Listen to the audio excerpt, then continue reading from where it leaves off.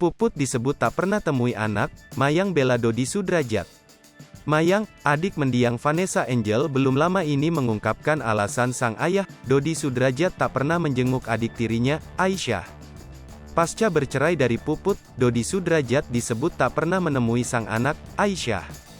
Menanggapi hal tersebut, Mayang putri Dodi Sudrajat angkat bicara. Saat ditanya awak media terkait Dodi yang tak pernah menemui Aisyah, sepupu Mayang mengatakan jika Puput tak pernah memberikan alamat rumahnya. Dilansir dari YouTube Sambal Lalap, Minggu, tanggal 12 Juni tahun 2022. Lantas Mayang membenarkan jika ucapan sepupunya memang benar. Cynthia mengatakan ketika diminta alamat rumah Puput tak pernah memberinya. Sepupu Mayang melanjutkan bahwa Dodi Sudrajat telah mencoba untuk bertemu sang anak, Aisyah, namun alamat tidak diberinya.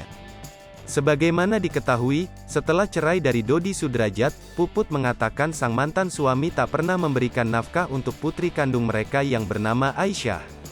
Selain itu, Puput juga menyebut bahwa Dodi Sudrajat tak pernah menemui Aisyah setelah mereka berpisah.